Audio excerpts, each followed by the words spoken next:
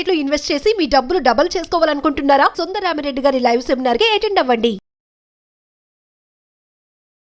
నమస్తే, నేను Keshav. Welcome to Suman TV. America ఆర్థిక సంక్షోభంలోకి వెళ్ళిపోతుందా? ప్రభుత్వాన్ని నిర్వహించడానికి కావాల్సినటువంటి ధనాన్ని ఇచ్చే స్థితిలో ట్రంప్ ప్రభుత్వం లేదా? దీనికి కారణాలు ఏంటి విశ్లేషించే ప్రయత్నం చేద్దాం. మనతో పాటు అమెరికా నుంచి లైవ్ లో జాయిన్ అవుతున్నారు సాయి శ్రీనివాస్ భూమిరెడ్డి గారు, లా రీసెర్చర్, అలానే American affairs expert. Sai Srinivas గారు నమస్తే.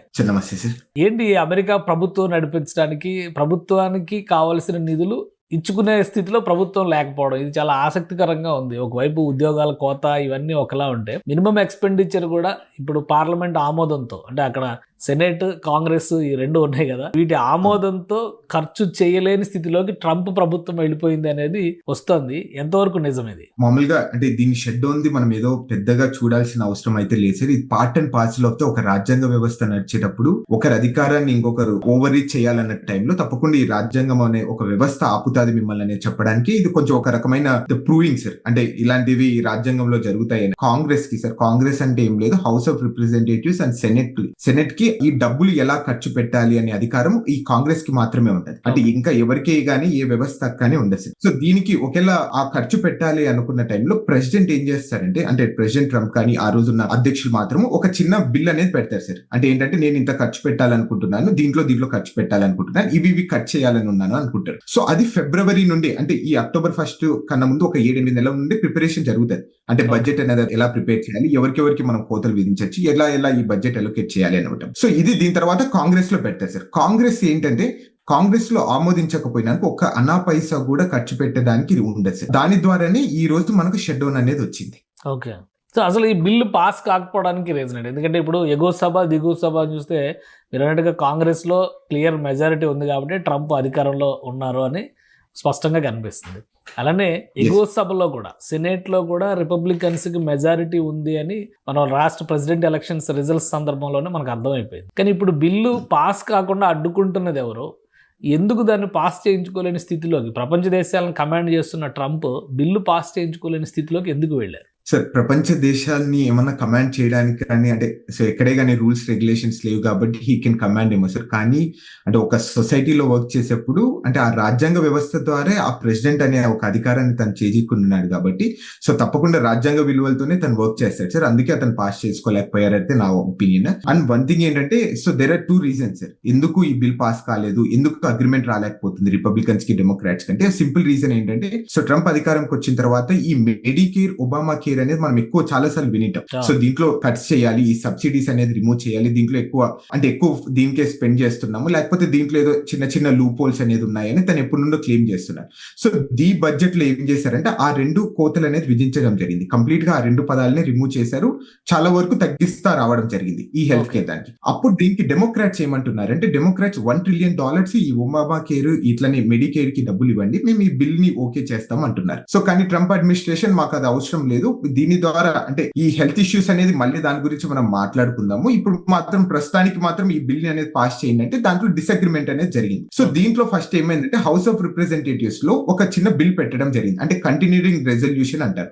కంటిన్యూయింగ్ రెజల్యూషన్ అంటే ఈ మనం ఇంకా ఫుల్ అగ్రిమెంట్ కి రాలేదు కాబట్టి బడ్జెట్ లో మనం ప్రస్తుతానికి 9 వారాలు సరిపోయే నిధుల కోసం అన్నా మనం ఫస్ట్ తాత్కాలికమైన బడ్జెట్ పెడదాము, దీని తర్వాత మనం డిస్కస్ చేద్దామని చెప్పడం జరిగింది. సో దానిలో కూడా విభేదించడం జరిగింది వీళ్ళు.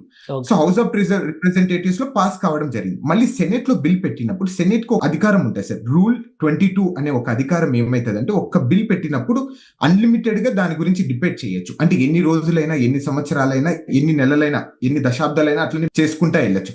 దీన్ని ఆపడానికి ఆ రోజున్న అధికారులు, అంటే అధికార పార్టీ ఎవరున్నారు ఈ రోజు ప్రస్తుతం రిపబ్లికన్స్, దాన్ని ఆపడానికి క్లాటర్ అనే ఒక పదాన్ని వాడతారు సార్. అంటే ఈ అన్లిమిటెడ్ డిబేట్స్ వద్దు, మనము బిల్ గురించి మాట్లాడదాం, ఫైనల్ ఓటింగ్ అనేది వెళ్దాము అనే దానికి.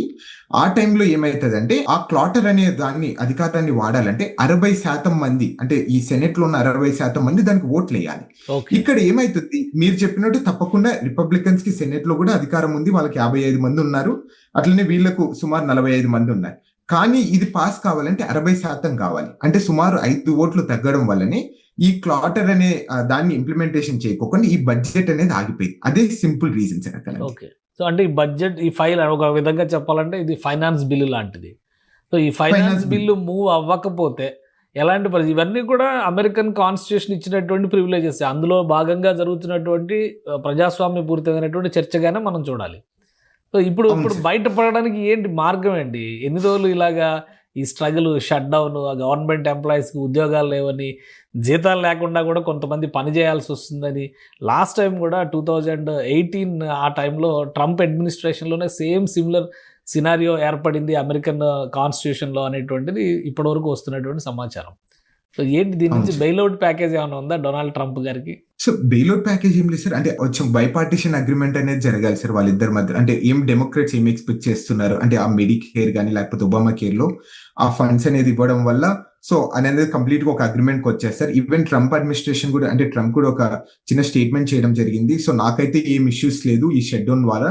సో దీని ద్వారా చాలా మంది జాబ్స్ కట్ చేసుకోవచ్చు. అట్లనే ఈ డెమోక్రాట్స్ పెట్టిన కొన్ని పథకాలు ఉన్నాయి, కొన్ని స్కీమ్స్ ఉన్నాయి, దీన్ని కూడా నేను కట్ చేసే అవకాశం కూడా ఉంటుందని కూడా తను బహిరంగంగా చెప్పడం జరిగింది.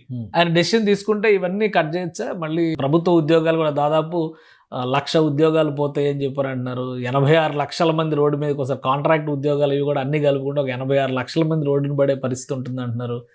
సో ఇవన్నీ యథేచ్ఛగా డొనాల్డ్ ట్రంప్ ఒక ప్రెసిడెంట్ ఆఫ్ అమెరికాగా డెసిషన్స్ తీసుకోవచ్చా ఈ సిచ్యువేషన్ ఉపయోగించుకుని తనకు అనుకూలంగా? సార్ అంటే తను తీసుకోగలదా తీసుకోలేదా అని మనం పక్కన పెడితే మాత్రము అంటే అది ఇప్పుడే కానీ ఇంతవరకు గత 20 సంవత్సరాల నుండి ఎప్పుడు జరగలేదు సార్. అంటే 1980 నుండి ఇలాంటి షట్ డౌన్స్ అనేది జరుగుతున్నాయి. అది ఏమన్నా కొన్ని అక్కడక్కడ చిన్న చిన్న జాబ్స్ పోయినాయి తప్ప ఇక్కడ ఎంత మనం అనుకున్నంత ఫిగర్ అయితే ఎక్కడ పోలేదు.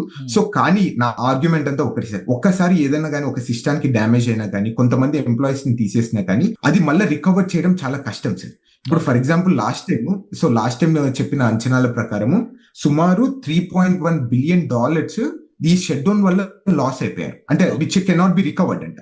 సో $3.1 బిలియన్ అంటే ఎంతమంది ఉద్యోగాలు పోయి ఉంటాయి, ఎంత వ్యవస్థ స్తంభించిపోయింది, ఎన్ని స్కీమ్స్ అనేది కట్ అయిపోయింటాయని ఒక సింపుల్ దాని ద్వారా మనం అర్థం చేసుకోవచ్చు సార్. అంటే and one more thing sir, last time 35 days అనేది షట్ డౌన్ జరిగింది. ఈ రోజు మనం ఇంకా ఫస్ట్ డే లోనే ఉంటున్నాం. సో అలానే దీని గురించి మనము 2 types ఆఫ్ థింగ్స్ గురించి ఆలోచించుకోవాలి సార్. ఒకటి essential and non essential sir. Essential వాళ్ళకు మనం అనుకున్న విధంగా ఎక్కడే కానీ ఎఫెక్ట్ కాదు సార్. అంటే ఫర్ ఎగ్జాంపుల్ ఆర్మీ కానీ, సో లేకపోతే ఇక్కడ పోలీస్ వ్యవస్థ కానీ, సో లేకపోతే వైట్ హౌస్ లో ఉన్న వర్క్ ఫోర్స్ కానీ, ఇవన్నీ అలానే నడుస్తాయి సార్. కానీ నాన్ ఎసెన్షియల్ ఉంటాయి కదా సార్. ఇప్పుడు డిపార్ట్మెంట్ ఆఫ్ ఎడ్యుకేషన్ కానీ, లేకపోతే చిన్న చిన్న కోర్ట్స్ కానీ, అట్లనే నార్మల్ గా ఈ వీసా ప్రాసెసింగ్ కానీ, ఇవన్నీ ఎఫెక్ట్ అయిపోతాయి సార్.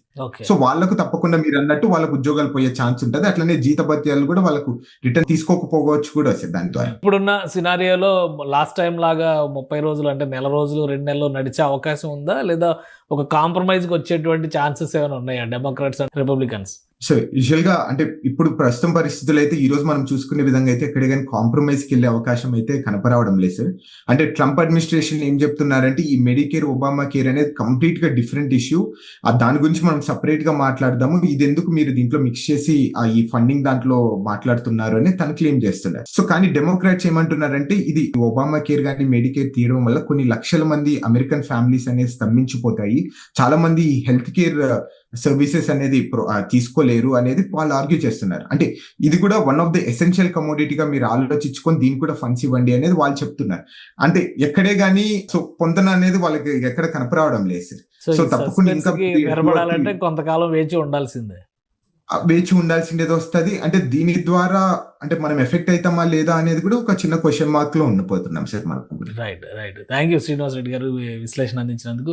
ఇది అమెరికాలో పరిస్థితి, షట్ డౌన్ అనేటువంటి నినాదం మొదలైంది, ఆల్రెడీ ఒక రోజు గడిచిపోయినటువంటి స్థితి. ఇక డెమోక్రాట్స్కి రిపబ్లికన్స్కి మధ్య ఒక అండర్స్టాండింగ్ రాకపోతే ఈ ఫైనాన్స్ బిల్లు పాస్ అవడం అనేది అసాధ్యం. రాజ్యాంగం ఇచ్చినటువంటి వెసులుబాటును ఉపయోగించుకొని ప్రతిపక్షం ట్రంప్ను ఇరుకును పెట్టేటువంటి ప్రయత్నం చేస్తోంది.